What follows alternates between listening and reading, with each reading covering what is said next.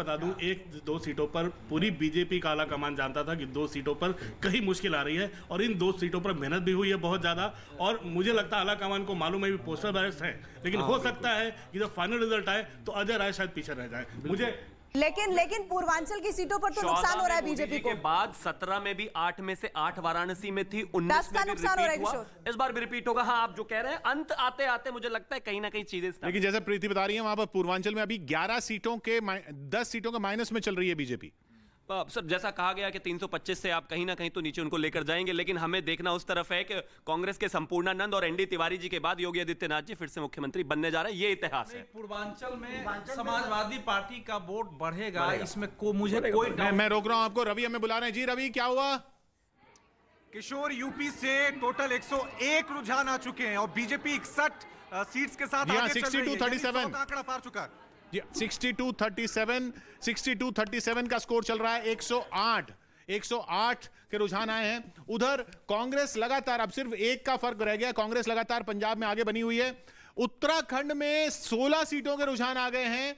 9 पर बीजेपी आगे, 6 पर कांग्रेस आगे। उत्तराखंड में जो कांटे की टक्कर की बात कही जा रही थी, उसमें बीजेपी अब कांग्रेस से 1.5 गुना के फासले पर चल रही है। ये फिर ध्यान रखिए, पोस्टल बैलेट का खेल है ये। अभी इसको, और उत्तराखंड में पोस्टल बैलेट बहुत मायने रखता है। मायने रखता है, बिल्कुल मायने रखता है, क्योंकि वहाँ ज्यादातर लोग सैनिक और सरकारी कर्मचारी वाला वो बहुत मायने है। मुझे लगता है कि अभी इसमें कुछ खेल हो सकता है। किशोर जी, पानी की जरूरत है लेकिन लोग पानी हम लोग ऑन एयर ही पानी मांगते हैं। देखिए ऐसा है कि उत्तर प्रदेश का परिणाम, मैं अभी भी कह रहा हूं कि हमको इस बार लंबा इंतजार करना पड़ेगा, क्योंकि जो फाइट मैं देख के आ रहा हूं, लोग जो भी कहें, मैं जाके गांव में लोग क्या कहें, आंकड़े कह रहे हैं 63-36। मैं ये देख रहा हूं, मैं कह रहा हूं कि बीजेपी का सबसे बड़ा जो माइनस पॉइंट था कि उसके विधायकों के विरुद्ध पार्टी में ही असंतोष था। लोगों को तो छोड़ दीजिए, जब पार्टी के कार्यकर्ता पदाधिकारी अपने उम्मीदवार के लिए काम मन से नहीं करते हैं तो वोटर को मतदान केंद्र तक लाना कठिन होता है।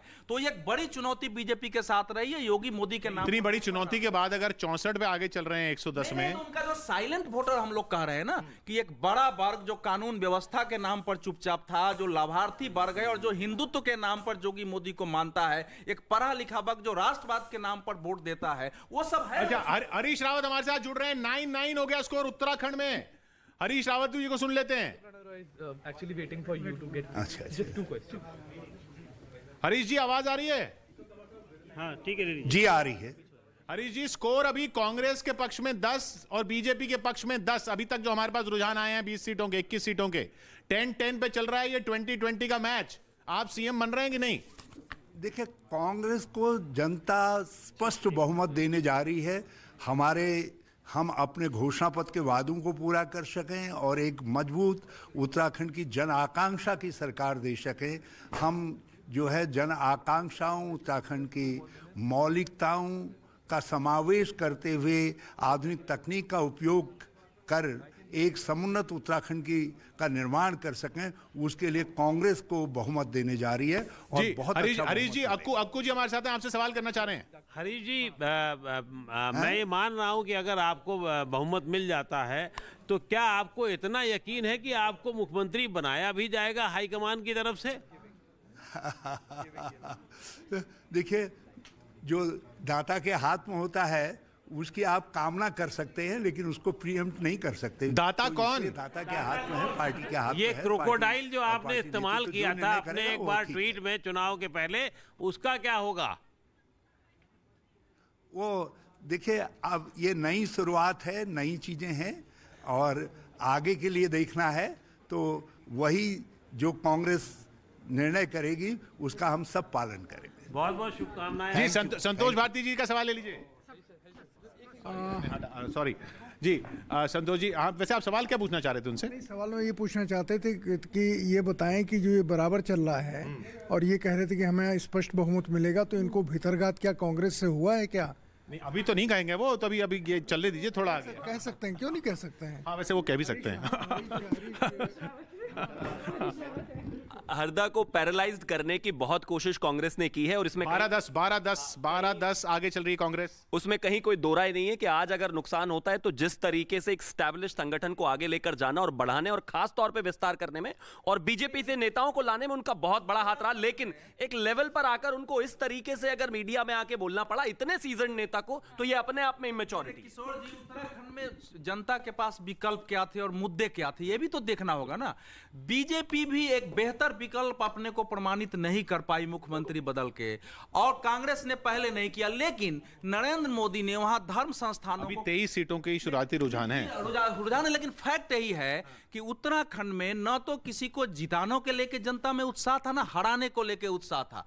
तो इसीलिए ये जो सामान्य सा चुनाव था, लेकिन एक फैक्टर काम कर रहा था, मोदी फैक्टर। वहां उत्तराखंड में केदारनाथ से लेके धर्म संस्थानों के लिए जो काम किया, तीर्थ यात्रा के लिए किया, उससे जो रोजगार हो रहे हैं, ये सब वहां फैक्टर काम कर रहा था। वो शायद अंत में खेल करेगा। 13-11 का स्कोर चल रहा है। पंजाब की तरफ एक बार फिर से ले जाना चाहती हूँ। देखिए, कैप्टन अमरिंदर सिंह के जाने का खमियाजा भुगतना पड़ रहा है कांग्रेस को, क्योंकि देखिए 3 सीटों का नुकसान हो रहा है उसे सिख फैक्टर वाली जगहों पर, जहां और पर सिख समुदाय 66 सीटें, जहां पर सिख समुदाय का वोट काफी अहम माना जाता है, वहां आम आदमी पार्टी गेन करती हुई। अदिति जी।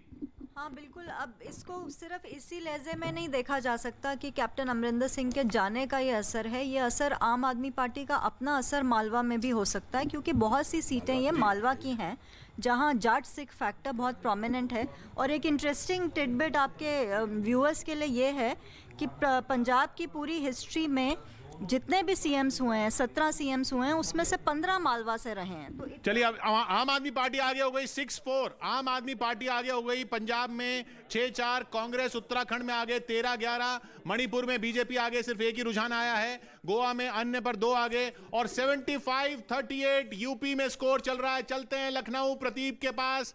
प्रतीक, अभी तक का स्कोर 75-38। जी, मैं बात कह रहा था कि आप लखनऊ भूल गए थे, और ये बड़ा क्रांतिकारी जगह, और यहाँ क्रांतिकारी प्रवक्ता मौजूद हैं। वो कह रहे थे आपको आ ही नहीं रहे यहाँ पे। वेरी क्विक, 75-38-4-4-1 कांग्रेस के प्रवक्ता मौजूद हैं। भाई कांग्रेस को 4-5 से ज्यादा नहीं दिखा रहे थे, 4-5 तो आप पहुंच गए।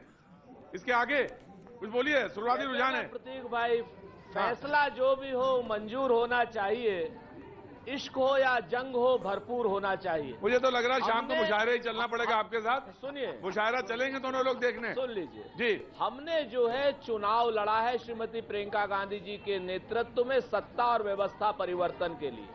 बीजेपी के प्रवक्ता, वेरी क्विक, व्यवस्था परिवर्तन के लिए हम लड़ाई आगे भी लड़ते रहेंगे। Very quick.